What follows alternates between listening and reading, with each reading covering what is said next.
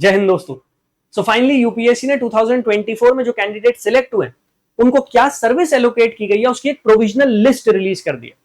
और ये लिस्ट अभी प्रोविजनल है, वो इस वजह से क्योंकि यूपीएससी ने यह भी मेंशन किया कि कुछ कैंडिडेट्स ऐसे हैं जिनकी सर्विस अपग्रेड हो सकती है, मतलब उन्हें अभी एक लोअर सर्विस एलोकेट की गई है लेकिन उनकी सर्विस अपग्रेड होने के चांसेस हैं। एक और इंटरेस्टिंग बात है वो ये कि इस लिस्ट में 130 से ज्यादा कैंडिडेट्स जिनको यूपीएससी ने लास्ट ईयर सिलेक्ट किया वो मिसिंग है, उनको कोई सर्विस एलोकेट नहीं की गई है। और यहां पर टॉप 100 रैंकर्स में भी कुछ रैंकर ऐसे हैं जो उस लिस्ट में मौजूद नहीं है। अब इनको सर्विस एलोकेट क्यों नहीं की गई, इनके साथ क्या किया जाएगा, चलिए वो सारी बातें समझ लेते हैं। सबसे पहले ये अंडरस्टैंड करते हैं कि यूपीएससी एग्जाम में सिलेक्टेड कैंडिडेट जो होते हैं इनको सर्विस एलोकेट कैसे की जाती है, कौन कौन से फैक्टर्स रिस्पॉन्सिबल होते हैं।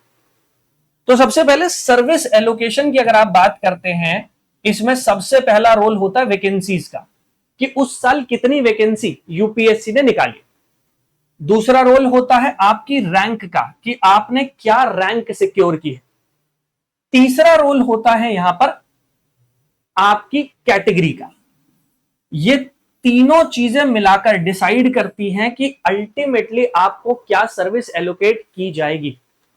हो सकता है आपकी रैंक थोड़ी कम हो लेकिन आप रिजर्व कैटेगरी से बिलोंग करते हो तो आपको आईएएस या आईपीएस कैडर मिल जाएगा, ऐसा होता।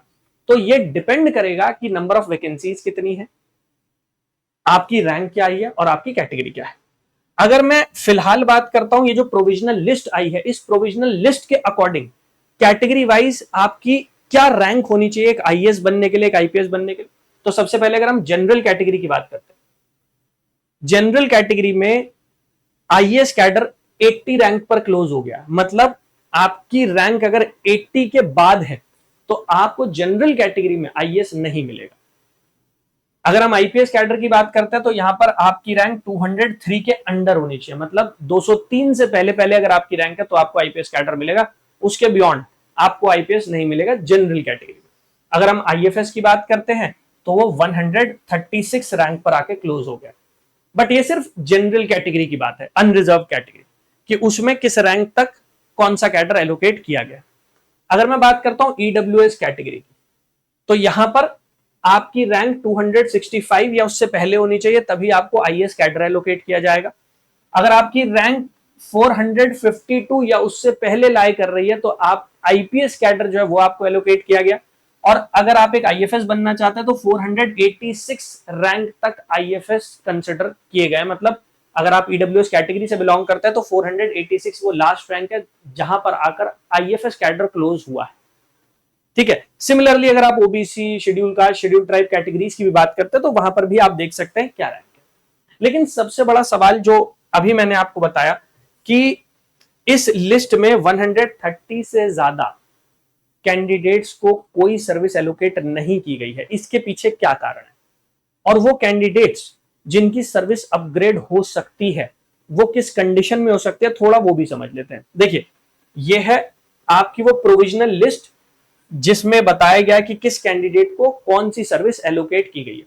अब अगर मैं यहां पर बात करता हूं रैंक 1 शक्ति दुबे, शक्ति दुबे जनरल कैटेगरी से हैं और उन्हें आईएएस सर्विस एलोकेट की गई।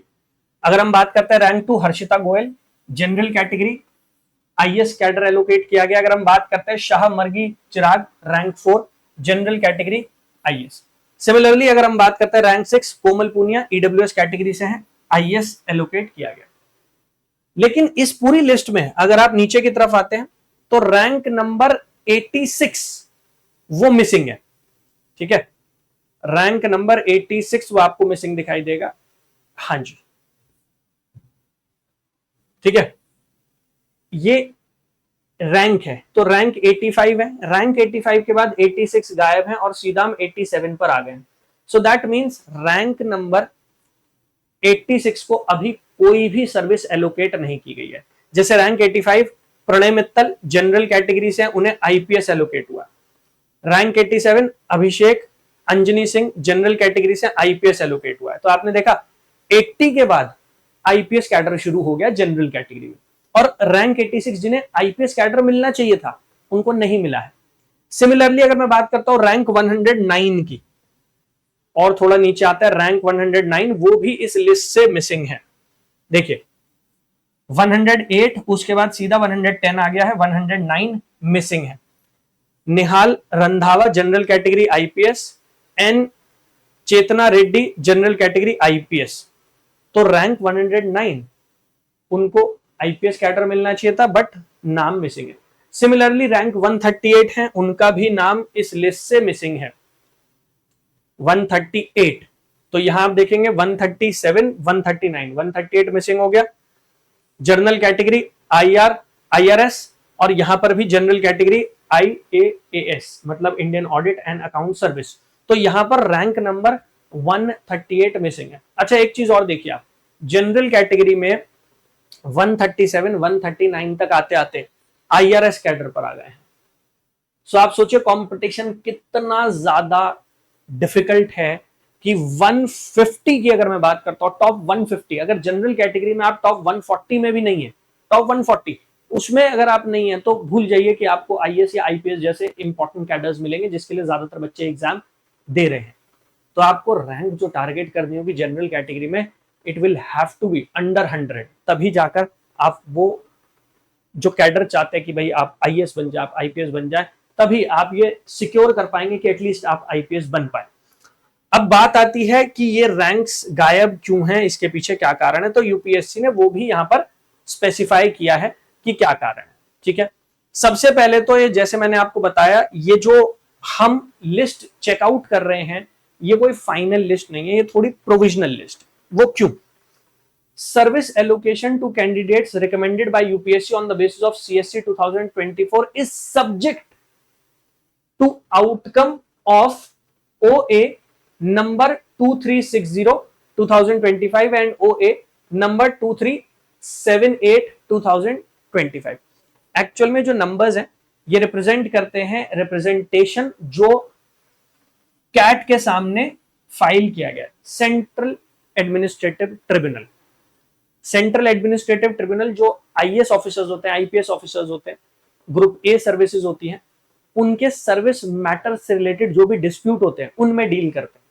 तो यहां पर दो केसेस, दो रिप्रेजेंटेशन 2025 में उनके सामने फाइल किए गए हैं। जब उनका एक फाइनल जजमेंट आ जाएगा उसके बाद ये लिस्ट रिवाइज हो सकती है। ठीक है, उसके बाद ये लिस्ट रिवाइज हो सकती है। क्लियर? इसके साथ साथ यहां पर यह भी बताया गया, the service allocation of the candidates against whose name asterisk is marked is provisional and therefore may stand chance for upgradation of the service.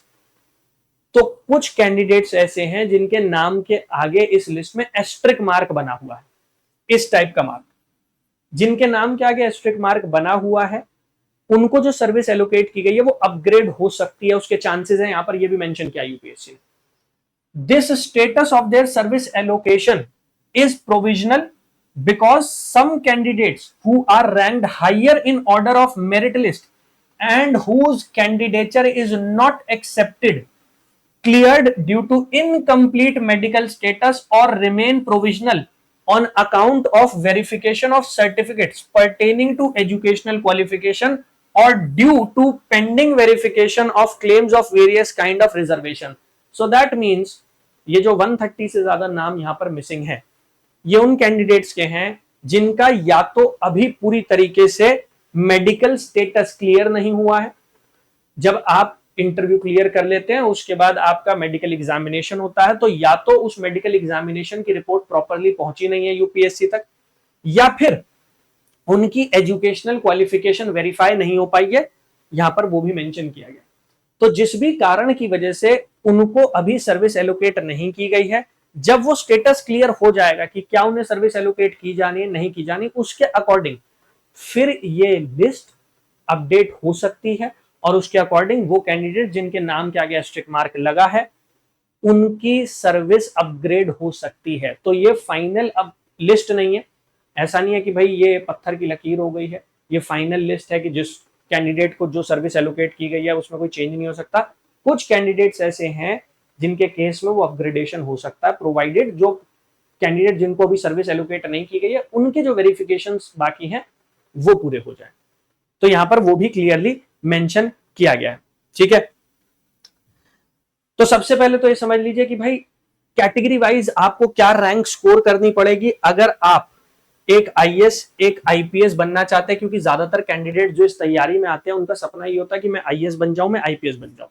तो अगर आप एक आईएएस बनना चाहते हैं और आप ओबीसी कैटेगरी से बिलोंग करते हैं, तो यहां पर 411 ये फाइनल रैंक है जिसे आईएएस कैडर एलोकेट किया गया। इसके बाद ओबीसी कैटेगरी में आईएएस कैडर नहीं मिला। अगर हम आईपीएस की बात करते हैं 578 ये फाइनल रैंक है। अगर हम बात करते हैं इंडियन फॉरेन सर्विस तो 537, इसके बियॉन्ड वो कैडर एलोकेट नहीं है। अगर हम बात करते हैं शेड्यूल कास्ट कैटेगरीज की तो 468 ये वो फाइनल रैंक है जिस पर आईएएस एलोकेट किया गया। 843 वहां पर आईपीएस कैडर जो है वो एलोकेट किया गया है। और अगर हम बात करते हैं इंडियन फॉरेन सर्विस तो 803। तो शेड्यूल कास्ट कैटेगरी में अगर आप आईपीएस बनना चाहते हैं तो काफी अच्छे चांसेस हैं, क्योंकि 843 रैंक तक आईपीएस एलोकेट किया गया है। अगर हम बात करते हैं शेड्यूल ट्राइब कैटेगरी की, सो 456 लास्ट रैंक है जिसे आईएएस कैडर एलोकेट किया गया। 715 ये वो लास्ट रैंक है जिसे आईपीएस कैडर एलोकेट किया गया, और 765 ये वो फाइनल रैंक है जिसे आईएफएस कैडर एलोकेट किया गया। अब ये schedule caste schedule tribe category दोनों ही रिजर्व कैटेगरी है, लेकिन ये रैंक का फर्क क्यों आईपीएस में, वो इस वजह से क्योंकि ज्यादा वैकेंसीज जो होती हैं वो शेड्यूल कास्ट कैटेगरीज में होती है। तो जो ज्यादा रिजर्व सीट रखी जाती है वो शेड्यूल कास्ट कैटेगरीज के लिए रखी जाती है, इसी वजह से 843 तक भी आईपीएस कैडर एलोकेट हुआ। अब कुछ केसेस ऐसे भी हैं जहां पर आपकी रैंक 900 के भी बिलो है लेकिन आईएएस कैडर एलोकेट किया गया, और वो केसेस हैं पीपल विद बेंचमार्क डिसेबिलिटीज के। तो यहां पर जब आप आएंगे सो 900 रैंक के बियॉन्ड भी आपको दिखाई देगा कि आईएएस कैडर जो है वो एलोकेट किया गया। यहां पर देखिएगा, सो 988 रैंक, 989 रैंक और 990 रैंक। यहां पर अगर आप देखोगे ओबीसी कैटेगरी से हैं ऊपर वाले दो कैंडिडेट्स, और नीचे कैंडिडेट जो वो जनरल कैटेगरी से हैं, और इन्हें आईएएस कैडर एलोकेट किया गया है। वो इस वजह से क्योंकि पर्सन्स विद बेंचमार्क डिसेबिलिटी उनके लिए जो कट ऑफ्स रखी जाती है वो काफी कम हो जाती हैं, और इसीलिए वो कैडर एलोकेट किया गया है। यहां पर बताया भी गया है कि physically people with benchmark disability जो है उसमें कौन सी कैटेगरी में इन्हें एलोकेशन किया गया, तो एचआई और एमडी। अब एचआई और एमडी का मतलब क्या है, हियरिंग इंपेयरमेंट और मल्टीपल डिसेबिलिटीज। मल्टीपल डिसेबिलिटीज में क्या होता है, जो ऊपर डिसेबिलिटीज दी गई हैं इनमें से मल्टीपल आपको जो प्रॉब्लम्स हैं वो हैं, इसी वजह से मल्टीपल डिसेबिलिटी जो कैटेगरी होती है उसमें काफी कम रैंक तक भी आपको हायर कैडर जैसे आईएएस आईपीएस वो एलोकेट हो जाते हैं। तो यहां पर इसी वजह से वो 900 रैंक के बियॉन्ड जाकर भी आईएएस कैडर्स एलोकेट किए गए हैं। ठीक है, ऑलराइट। और 986 रैंक उनको भी आईएएस एलोकेट किया गया, वो भी पीपल विद बेंचमार्क डिसेबिलिटी की कैटेगरी में आ रहे हैं। और अगर मैं बात करता हूं आईपीएस की जो हम बात कर रहे थे, तो यहां देख लेते हैं लास्ट रैंक कौन सी बैठ रही है, आईआरएमएस आईडीएस। तो वो नीचे वाली जो रैंक्स होती हैं वो यहां पर प्रोवाइड की गई है। सो आईआरएस तो यहां नीचे अगर आप देखोगे तो सारे वो सर्विसेज हैं जो कैंडिडेट्स बहुत ज्यादा प्रेफर नहीं करते। Indian audit and account service हो गई या इंडियन रेवेन्यू सर्विसेज हो गई, वो ज्यादातर सर्विसेज जो है वो आपको देखने को मिल रही हैं। और जैसे हम बात कर रहे थे कि शेड्यूल कास्ट कैटेगरी में 843 रैंक पर आईपीएस एलोकेट किया गया, तो ऐश्वर्या सूर्या है जिनको आईपीएस एलोकेट किया गया। सिमिलरली अजय कुमार बागरी हैं, उनको आईपीएस कैडर एलोकेट किया गया। तो अगर आप शेड्यूल कास्ट कैटेगरी से बिलोंग करते हैं तो अच्छे चांसेस हैं कि अगर आपकी रैंक 800 के बियॉन्ड भी है तो भी आपको आईपीएस कैडर मिल सकता है। जैसे आप देख रहे हैं 3 कैंडिडेट्स हमारे सामने जिनको वो प्रोवाइड किया गया। ठीक है, अब ये देख लीजिए कि आपको अपनी कैटेगरी वाइज क्या रैंक स्कोर करनी है अगर आपको एक आईएएस एक आईपीएस बनना है। इसके साथ साथ आपको डेडिकेशन के साथ अपने सिलेबस को कवर करना पड़ेगा, तब जाकर आप वो रैंक अचीव कर पाएंगे। यूपीएससी की फाइनल मेरिट लिस्ट में आना ये अपने आप में कोई छोटी बात नहीं होती। 6.5 लाख कैंडिडेट से 1000 कैंडिडेट्स में आना ये बहुत बड़ी बात हो जाती है अपने आप, और इसके लिए बहुत जरूरी है कि आप डिटेल में जाकर अपना पूरा का पूरा सिलेबस कवर करें। अगर आप डिटेल में जाके वो सिलेबस ही कवर नहीं करेंगे देन आपके लिए वो सिलेक्शन लेना काफी मुश्किल हो जाएगा, क्योंकि ये पहला स्टेप होता है। इसके लिए मैं आपको एक सोल्यूशन दे देता हूं, क्योंकि बहुत सारे बच्चों को यही नहीं समझ में आता कि यूपीएससी का एक्चुअल में सिलेबस है क्या। तो मैंने पूरा का पूरा आपका प्रीलिम्स का सिलेबस डिकोड कर दिया, क्योंकि मेंस में तो फिर भी बहुत डिटेल में जाके यूपीएससी ने डिफाइन किया अपने सिलेबस को, प्रीलिम्स में वो डेफिनेशन नहीं है। तो उसके लिए आपको क्या करना है, उसके लिए आपको मेरी वेबसाइट पर जाना है, यूपीएससी टॉपर्स हब। गूगल पर जाओ, जाकर टाइप कर दो यूपीएससी टॉपर्स हब, वेबसाइट आपके सामने आ जाएगी। जब आप वेबसाइट पर आ जाओगे तो आर कोर्सेज का ऑप्शन है, वहां चले जाना। आर कोर्सेज के ऑप्शन में जब आप जाओगे तो यहाँ पर फ्री यूपीएससी स्टडी मटेरियल का सेक्शन है, यहां आ जाना। जब आप फ्री यूपीएससी स्टडी मटेरियल के सेक्शन पर आ जाओगे तो यहां पर 50 मोस्ट इंपॉर्टेंट टॉपिक्स का सेक्शन आएगा, दिख रहा है आपको 50 मोस्ट इंपॉर्टेंट टॉपिक्स, आप यहां चले जाना। जब 50 मोस्ट इंपॉर्टेंट टॉपिक्स पर आ जाओगे तो ये दिया गया 50 most important topics for UPSC prelims. आपको इस फाइल को डाउनलोड कर लेना है। ये फाइल तभी डाउनलोड होगी जब आपने एक अकाउंट क्रिएट कर लिया होगा, तो पहले एक अकाउंट क्रिएट कर लेना, उसके बाद इसे डाउनलोड कर लेना। अदरवाइज जब आप डाउनलोड करने जाओगे तो आपसे मोबाइल नंबर और पासवर्ड मांगेगा। इसका मतलब सिर्फ ये है, वो आपको ये बोल रहा है रजिस्टर कर लो वेबसाइट पर। रजिस्ट्रेशन के बाद फ्री है, आप इसे डाउनलोड कर सकते हैं। इस फाइल में सबसे इंपॉर्टेंट 50 टॉपिक्स यूपीएससी प्रीलिम्स में जो आपके 6 सब्जेक्ट आते हैं उनसे रिलेटेड, वो मैंने यहाँ पर ऐड कर दिए। अब आपको क्या करना है, आपको सबसे पहले जब आप तैयारी कर रहे हैं इन्हीं टॉपिक्स को पढ़ना है। अब 50 टॉपिक्स का मतलब ये नहीं है कि सिर्फ 50 ही थीम्स आपको पढ़ने हैं, ये मेजर थीम्स है। इनके अंडर माइनर थीम्स होती है, सब टॉपिक्स होते हैं, आपको वो पढ़ने हैं।